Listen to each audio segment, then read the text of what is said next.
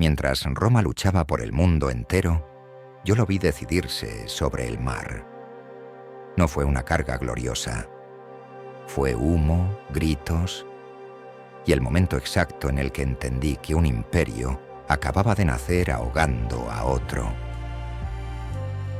Mi nombre es Marcus Atilius Regulus Minor. Fui remero primero, luego infante de marina en la flota de Roma. Lo que voy a contarte ocurrió el mismo año en que los dioses parecían haber enloquecido. Mientras los ejércitos chocaban en tierra, nosotros decidimos el destino del mundo sobre el agua. Esta es la historia de la batalla que Roma no ganó con espadas, sino con cadenas, madera y hombres que no sabían nadar. El mar huele distinto antes de una batalla. No es sal, no es algas, es miedo.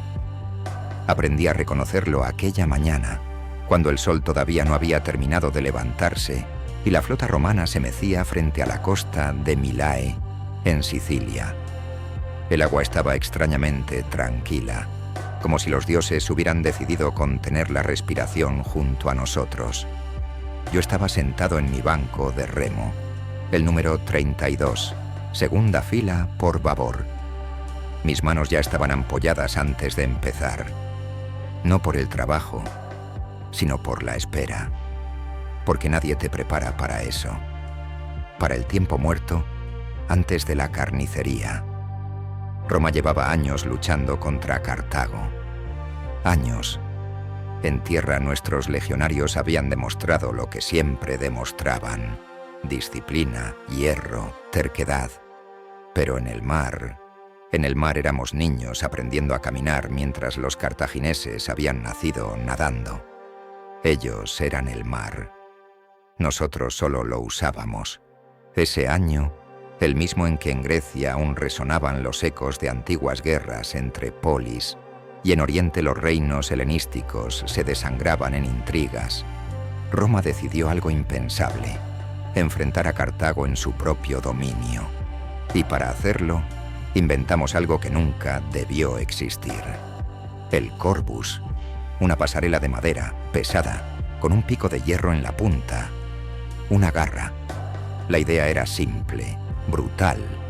Si no sabíamos luchar como marineros, haríamos que el mar dejara de importar.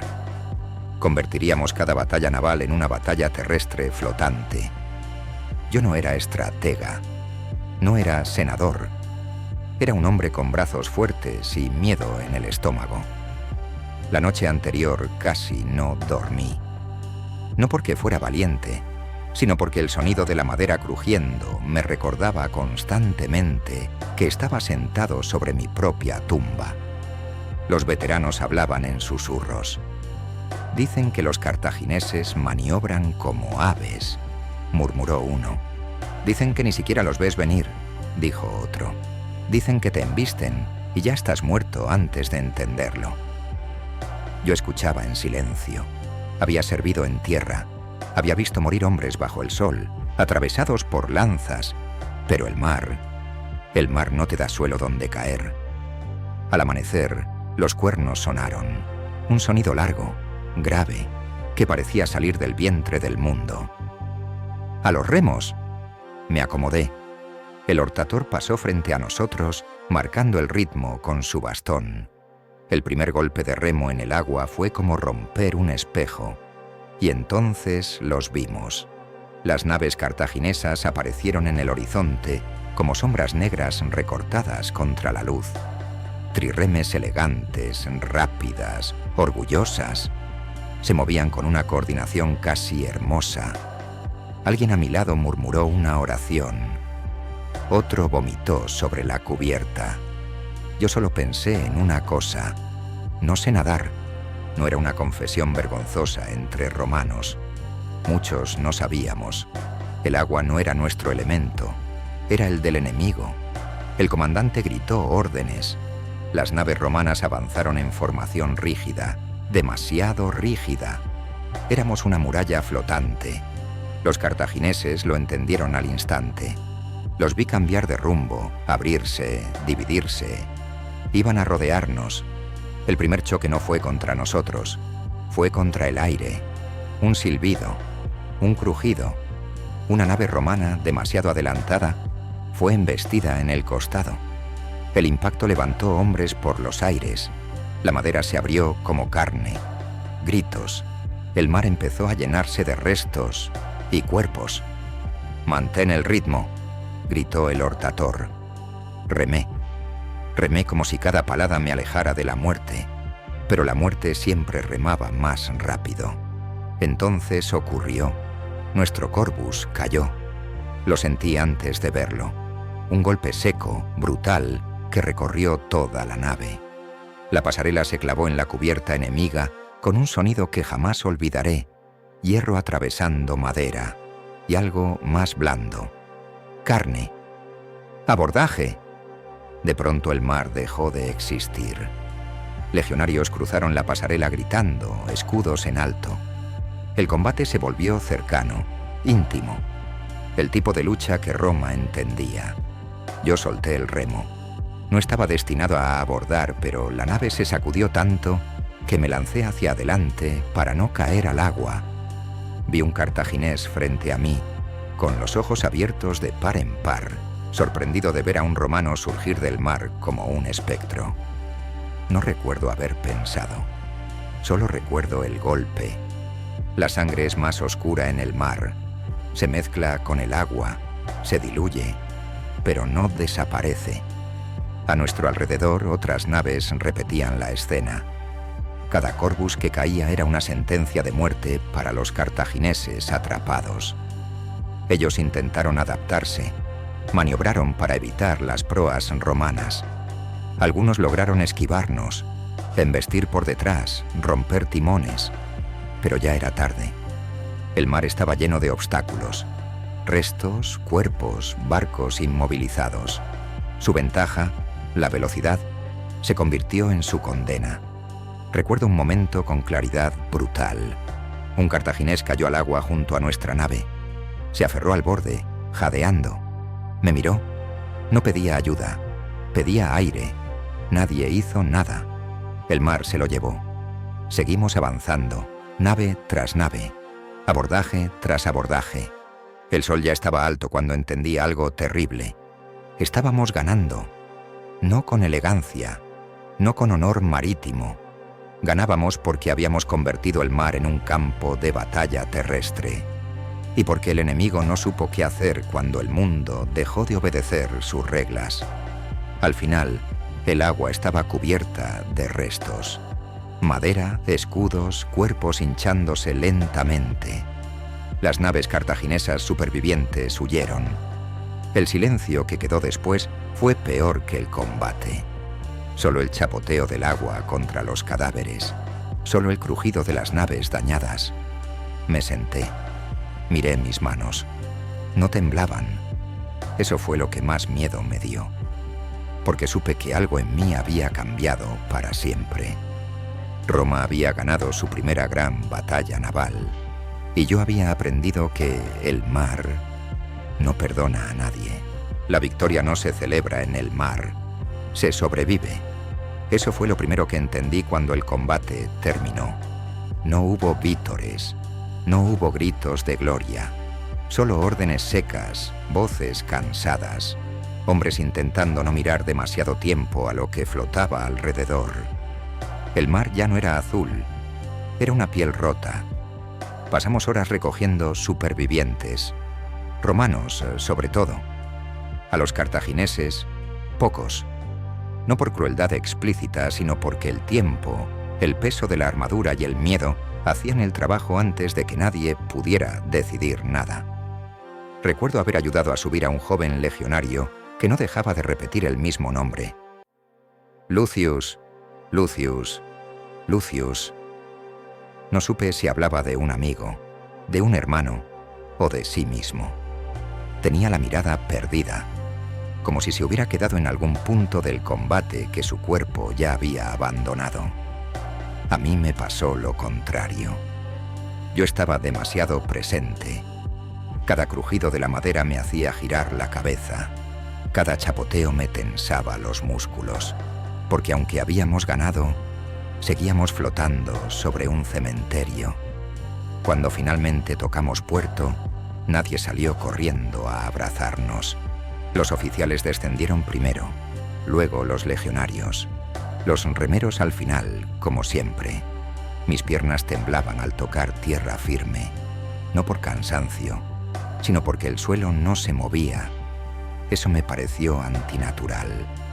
Esa noche, mientras el campamento se llenaba de rumores, escuché algo que me heló la sangre más que cualquier embestida cartaginesa. «En tierra también están luchando», dijo un centurión. «¿Dónde?», preguntó alguien. «En todas partes». Y no exageraba. Mientras nosotros habíamos chocado en Mailae, Roma combatía en Sicilia, en Italia, en los márgenes de un mundo que se expandía a golpes. Otras grandes batallas estaban ocurriendo o habían ocurrido hacía poco. El Mediterráneo entero parecía un tablero donde los dioses jugaban a mover imperios. Pero esa noche, sentado junto al fuego, entendí algo que nadie decía en voz alta. Lo que hicimos en el mar cambió las reglas. Los cartagineses no habían perdido solo naves. Habían perdido la certeza de que el mar les pertenecía. Y cuando un poder pierde su certeza, empieza a morir. Al amanecer siguiente, caminé hasta la orilla. El mar había vuelto a parecer tranquilo, como si nada hubiera pasado. Eso me enfureció. Vi restos de madera arrastrados por las olas, un escudo roto, una sandalia hinchada, fragmentos de vidas que ya no significaban nada para nadie. Pensé en el hombre que me miró desde el agua, en sus ojos, y por primera vez desde la batalla, vomité. Los días siguientes fueron peores, porque no hubo combate. Solo espera, esperar órdenes, esperar noticias, esperar a que el cuerpo dejara de recordar antes que la mente. Algunos celebraban, bebían, hablaban de ascensos, de recompensas, de cómo Roma ahora dominaría también el mar. Yo escuchaba y sentía una grieta abrirse dentro de mí, porque sabía la verdad que ellos ignoraban o preferían ignorar. No ganamos por ser mejores marinos, ganamos porque convertimos el mar en una trampa, y las trampas siempre tienen un precio. Semanas después, llegaron informes. Cartago se replegaba, reorganizaba su flota, aprendía, siempre aprendían. Y Roma insistía. Construimos más naves, más corví. Más hombres que no sabían nadar subieron a cubiertas que se balanceaban como tumbas anticipadas. Yo fui reasignado, ya no solo remero, infante naval. Eso significaba una cosa: ya no podía esconderme en el banco. La siguiente batalla no llegó de inmediato, pero su sombra nunca se fue. Cada entrenamiento, cada salida al mar, llevaba consigo la certeza de que el enemigo ya sabía lo que íbamos a hacer. Y aún así, seguíamos haciéndolo. Porque Roma no retrocede. Roma empuja hasta que algo se rompe. Un año después, durante otra escaramuza menor, lo vi con claridad. El Corvus falló. El mar estaba agitado. La pasarela cayó mal, resbaló, no se clavó. La nave cartaginesa se separó y nos embistió de costado. Sentí como la madera se abría bajo mis pies. El agua entró como un animal hambriento. Gritos, oscuridad, el mundo girando. Caí al mar. El frío me atravesó como una lanza. Tragué agua. Me hundí. Y entonces entendí el verdadero terror. No el del combate, no el del enemigo, sino el de un mundo que no quiere que existas en él. Brazos pesados, piernas inútiles. El sonido amortiguado de la superficie alejándose. Pensé, así muere un romano en el mar. No con gloria, no con testigos, solo. Alguien me agarró, no sé quién, no sé cómo. Me arrastraron de vuelta a la superficie. Tosí, grité, lloré sin darme cuenta. Mientras me tendían en cubierta, vi el cielo. Y me pareció insultantemente hermoso. Sobrevivimos esa vez, pero perdimos la nave, y a muchos hombres. Esa noche, mientras me secaba junto al fuego, escuché a un oficial decir algo que confirmó lo que ya sentía. «Esto no es sostenible», susurró. «Roma no fue hecha para el mar». Pero ya era tarde. Roma no sabe detenerse. Con el tiempo ganamos más batallas, perdimos otras. El mar se cobró su parte. Siempre lo hace. Y yo envejecí. No en años, sino en miradas. Cuando finalmente me licenciaron, volví a tierra firme, a una vida que ya no sentía como mía. La gente hablaba de conquistas, de mapas que se expandían, de enemigos sometidos. Yo escuchaba y solo veía agua roja. A veces, por la noche, sueño con el sonido del Corvus cayendo, con el golpe seco, con el grito ahogado, y despierto sabiendo algo que ningún historiador escribirá jamás. Roma ganó el mar, pero dejó parte de su alma flotando en él. Con los años entendí algo que ningún general admitirá jamás.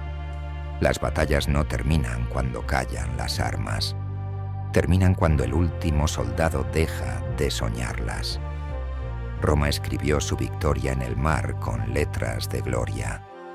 Pero cada ola sigue pronunciando los nombres que nadie grabó en piedra. Yo sobreviví, y a veces me pregunto si eso fue un premio o una condena. Dime tú ahora, si hubieras estado allí, ¿habrías llamado a esto una victoria?